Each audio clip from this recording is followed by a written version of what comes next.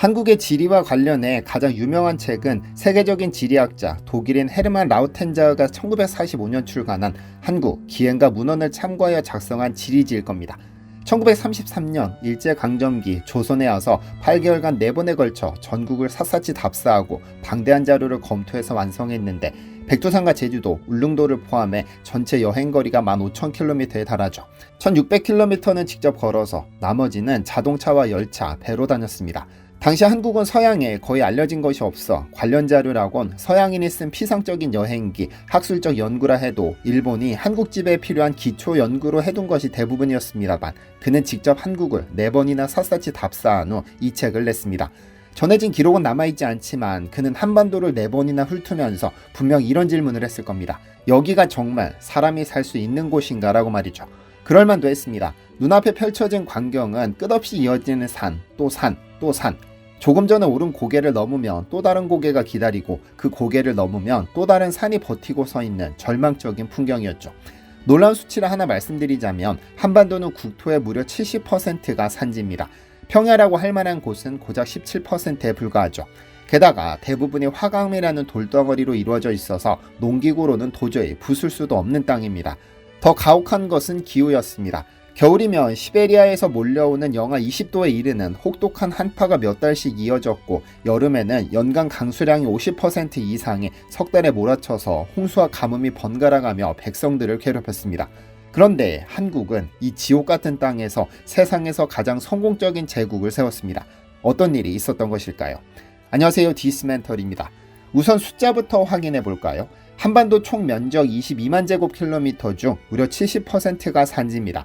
이는 절망적인 비율입니다. 중국의 황하 유역만 해도 6만 5천 제곱킬로미터의 평야를 자랑합니다. 한반도 전체 면적의 30%에 달하는 크기가 온통 평평한 땅이었던 거죠. 메소포타미아는 어떨까요?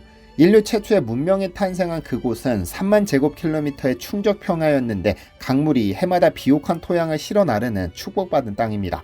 그런데 한국의 경작 가능 면적은 고작 3만 7천 제곱킬로미터. 그나마도 산 사이사이 좁은 골짜기에 흩어져 있어서 대규모 농업은 꿈도 꿀 수 없었습니다.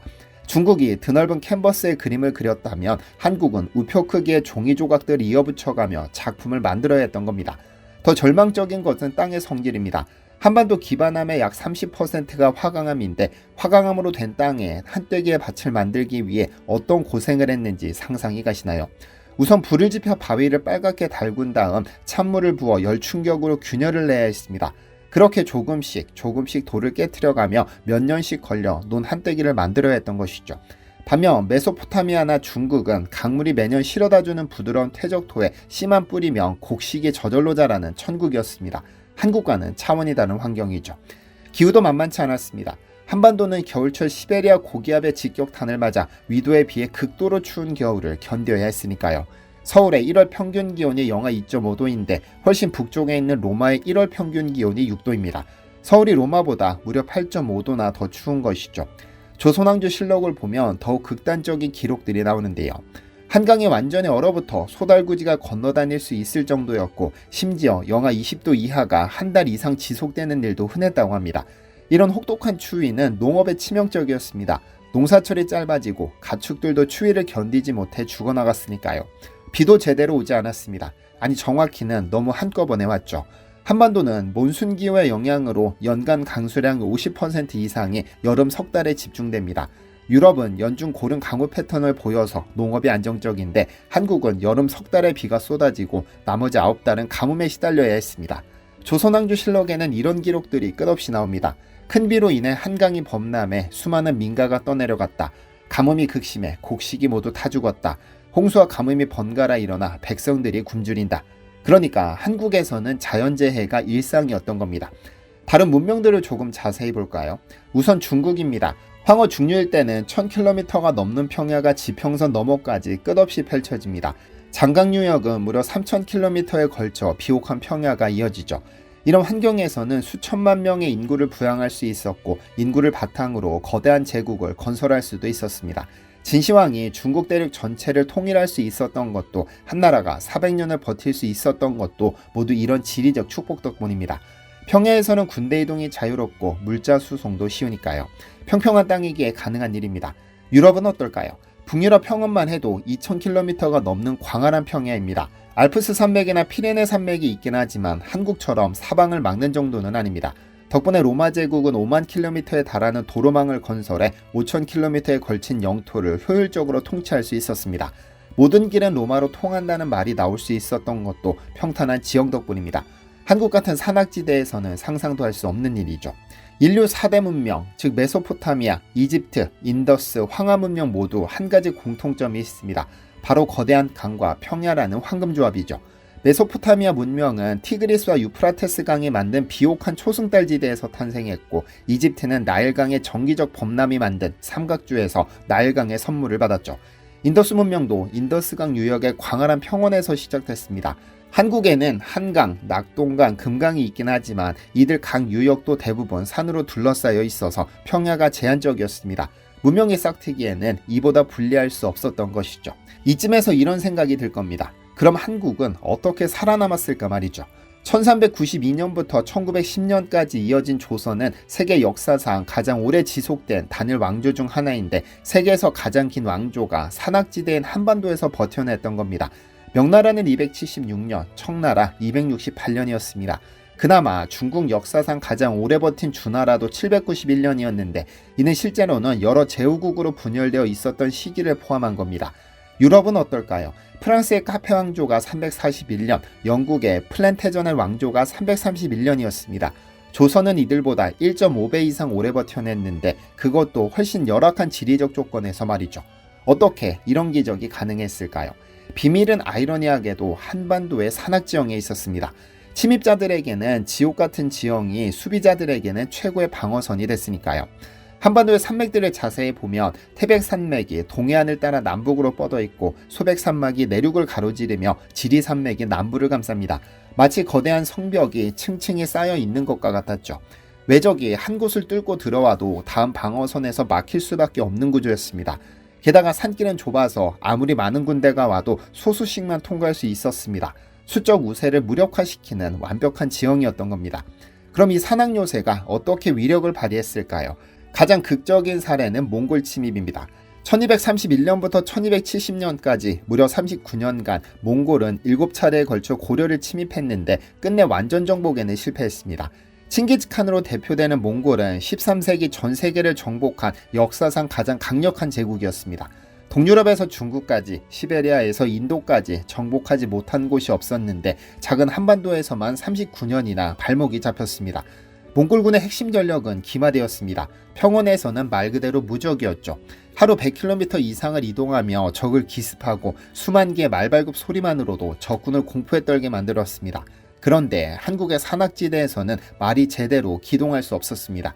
좁은 산길에서는 기병대의 위력이 반감됐고, 험준한 지형은 몽골군의 기동성을 완전히 무력화시켰죠. 1232년 고종이 강화도로 천도한 것은 천재적 전략이었습니다. 육지에서는 무적이었던 몽골군이지만 바다를 건너는 것은 불가능했으니까요. 고려는 바다라는 천연 해자 뒤에서 40년 가까이 버텨냈습니다. 고구려 때도 이런 일은 있었습니다. 612년 수나라 양제의 고구려 침입 사건입니다. 인류 역사상 보기 드문 대참사가 벌어졌죠. 양제는 113만 명이라는 상상을 초월하는 대군을 동원했습니다. 고구려를 쓸어버리겠다는 의도였는데 이는 당시로서는 인류 역사상 최대 규모의 침입군이었습니다. 결과는 어땠을까요? 을지문덕이 이끄는 고구려군은 살수대첩에서 수나라 정예군 30만 5천 명 중 단 2,700명만 살려 돌려보냈습니다. 99.1%가 전사한 것이죠. 이는 인류 전쟁사에서도 보기 드문 완전한 섬멸전이었습니다. 이런 일이 가능했던 것도 역시 지형 덕분입니다. 을지문덕은 한반도의 지형을 완벽하게 이용했습니다. 수군을 깊숙이 유인한 다음 살수에서 상류의 물길을 막았다가 한꺼번에 터뜨려 적군을 몰살시킨 거죠. 평원에서는 절대 불가능한 전술이지만 험준한 산악지형과 급류가 무기인 한반도에서는 천연 함정으로 활용할 수 있었습니다. 임진왜란 때도 마찬가지였습니다. 초기에는 조총으로 무장한 일본군이 압도적으로 우세했습니다. 3개월 만에 서울과 평양을 점령하고 전국 대부분을 장악했죠. 하지만 전쟁이 장기화되면서 한국의 산악지형이 빛을 발하기 시작했습니다. 1592년 여름경에는 약 22,200명의 한국 비정규군이 활동했는데 의병과 승병입니다. 이들은 평소 산속에서 생활하며 지형을 훤히 꿰뚫고 있었습니다. 어디에 샘이 있는지, 어느 길이 지름길인지, 어디서 매복하면 좋은지를 손바닥 들여다보듯 알고 있었죠. 일본군이 아무리 조총으로 무장해도 어디서 나타날지 모르는 적을 상대하기는 어려웠습니다. 특히 승병들의 활약이 놀라웠는데 이들은 산속절에서 평생을 보내며 산악 전투의 달인이 되어 있었습니다. 일본군이 산길을 오르면 위에서 돌을 굴려내리고 골짜기에 들어서면 양쪽에서 화살을 퍼부었습니다. 정유재난 때 명량대첩에서 이순신이 13척으로 133척을 물리친 것도 마찬가지입니다. 울들목의 거센 조류라는 자연 조건을 완벽히 이용한 결과였죠. 여러분도 살아보셔서 아시겠지만 한반도가 그렇게 가혹한 것만도 아닙니다. 오히려 뜻밖의 선물들을 주기도 했으니까요. 한반도를 덮고 있는 화강암이 농사에는 골칫거리였지만 세계 최고 품질의 지하수를 선물했습니다. 화강암 지층을 통과한 지하수는 자연 정수 효과를 거쳐 각종 미네랄이 풍부한 알칼리수가 됩니다.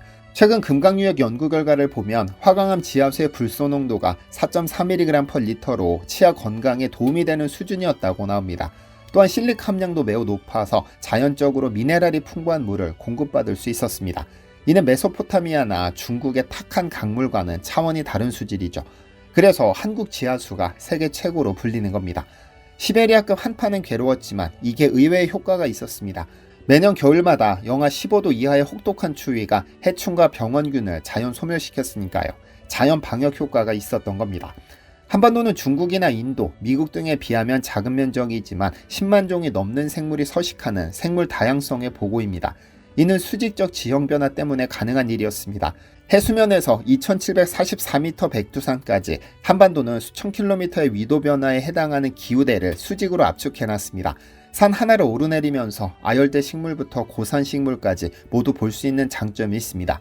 지리산만 해도 1915m의 천왕봉에서는 고산 식물이 자라고 산기슭에서는 아열대성 식물이 자랍니다. 하나의 산이 여러 개의 생태계를 품고 있는 겁니다. 특히 산악지역의 고유종 비율이 33.3%에 달해 평지 23.6%보다 훨씬 높습니다. 이는 산악지형이 생물들의 진화 실험실 역할을 했다는 뜻이죠. 지형의 제약은 우리 조상들을 더욱 창의적으로 만들었습니다. 절망적 조건이 오히려 혁신의 원동력이 된 것이죠. 대표적 사례가 전남 완도의 청산도 구들장논입니다. 조선시대부터 이어져 온 이 계단식 농업 시스템은 서양의 테라스 농법보다 앞선 기술로 평가됩니다. 청산도는 모래가 많고 물이 부족한 경사지였습니다. 평범한 방법으로는 절대 벼농사를 지을 수 없는 조건이었죠. 그런데 조상들은 어떻게 했을까요? 개방형 수로 시스템을 만들어 물을 순환시키는 기술을 개발했습니다. 산에 샘물을 모아 논으로 보내고 한 논에서 사용한 물을 다시 아래 논으로 보내는 정교한 순환 시스템입니다. 이런 기술은 평야에서는 절대 나올 수 없습니다. 물이 풍부하고 평평한 땅에서는 굳이 이런 복잡한 시스템을 만들 필요가 없을 테니까요. 제약이 혁신을 낳은 완벽한 사례였죠. 한국 전통 건축도 산악지형에 맞춰 독특하게 발달했습니다. 그 극치가 바로 해인사 팔만대장경 보관소입니다. 이 건물은 700년 넘게 목조경판을 완벽하게 보존하고 있는데 그 비밀이 무엇인지 아시나요? 바로 산골짜기 바람을 이용한 자연 환기 시스템이었습니다. 조상들은 가야산 계곡에서 불어오는 바람의 방향과 세기를 정확히 계산해서 창문을 배치했습니다. 아래쪽 창문으로 차가운 공기가 들어오고 위쪽 창문으로 따뜻한 공기가 나가면서 자연 대류 현상이 일어나게 만든 거죠. 덕분에 습도와 온도가 자동으로 조절돼서 목재가 썩지 않고 700년을 버틸 수 있었습니다. 에어컨도 제습기도 없던 시대에 만든 천재적 기술이었죠. 현대 건축가들이 이 시스템을 분석해봐도 완벽하다는 평가를 내릴 정도입니다. 산악지형의 특성을 완벽히 이해하고 활용한 결과였죠. 현대 한국의 도시발전 패턴도 여전히 지형의 영향을 받고 있습니다. 서울이 단일 중심이 아닌 강남, 여의도, 용산 등 여러 부도심을 가지게 된 것도 산과 강이 도시를 자연스럽게 구획했기 때문입니다. 남산, 인왕산, 북한산, 관악산 등등 서울을 둘러싼 이 산들은 도시 확산을 제한하면서 동시에 자연스러운 경계를 만들어줬습니다. 덕분에 서울은 다른 대도시들과는 전혀 다른 독특한 구조를 갖게 됐죠. 부산은 더욱 극단적입니다. 도시가 산맥과 복잡한 해안선 사이에 끼어 있어서 터널과 교량 없이는 이동이 불가능합니다. 하지만 이런 지형적 제약이 오히려 세계에서 가장 독특한 도시경관을 만들어냈습니다. 산악지형은 여가활동에도 영향을 미쳤습니다. 잘 아시다시피 한국인의 5대 여가활동 중 하나가 등산입니다. 이는 단순한 취미를 넘어선 지형과 인간의 깊은 유대관계를 보여주는 현상입니다. 20개가 넘는 국립공원이 1967년 이후 체계적으로 조성된 것도 한국의 산악지형이 문화적 자산으로 재평가받고 있다는 증거입니다. 조상들을 괴롭혔던 그 산들이 이제는 도시민들의 힐링 공간이 된 것이죠. 주말마다 수십만 명이 산을 찾는 나라는 전 세계에서 한국뿐입니다. 이런 등산 문화는 지형이 인간에게 미친 깊은 영향을 보여주는 사례인데요.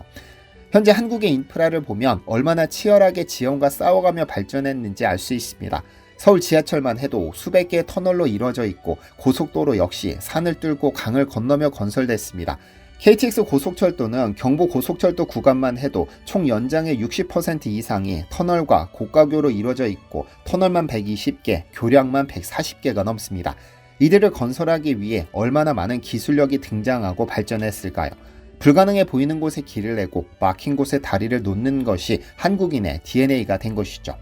한국의 이야기는 단순한 지리적 결정론을 뛰어넘는 인간 의지의 승리입니다. 나일강, 티그리스 유프라테스강, 인더스강, 황하 등등 이런 비옥한강 유역에서 탄생한 문명들은 분명 초기 발전에는 유리했습니다. 풍부한 물과 비옥한 토양이 빠른 성장을 가능하게 했으니까요. 하지만 그 유리함이 항상 지속되지는 않았습니다. 오히려 풍요로움이 안일함을 낳기도 했고 평평한 지형이 외침에 취약하게 만들기도 했습니다. 그래서 국가가 생겼다가 사라지고를 끊임없이 반복했는지도 모릅니다.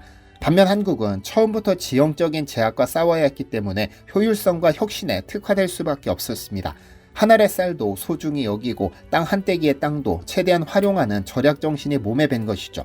풍요로운 평원이 확장과 정복을 부추겼다면 험준한 산악은 지속 가능성과 회복력을 가르쳤습니다. 70%가 산지인 한반도에서 5천년 문명이 이어져 온 것은 단순한 생존을 넘어선 기적입니다. 이 문명은 확장보다는 회복력, 정복보다는 적응, 소비보다는 순환을 선택했기 때문에 가능했습니다. 몽골 침입을 39년간 버텨내고 일제강점기 36년을 이겨내고 분단의 아픔을 딛고 선진국이 된 것도 모두 이런 회복력의 DNA 덕분입니다. 산이 가르쳐준 교훈이죠. 쓰러져도 다시 일어난다는 것, 어려울수록 더 단단해진다는 것, 제약을 기회로 바꾼다는 것, 이런 정신이 산악 문명이 남긴 유산이 아닐까요? 시청해주셔서 감사합니다. 디시멘터리에서는 여러분의 제보를 기다립니다. 제 채널에서 다뤘으면 좋겠는 뉴스 또는 널리 알려졌으면 하는 영상은 디시멘터리 네이버.com으로 보내주시면 소중히 제작하겠습니다. 시청해주셔서 감사합니다.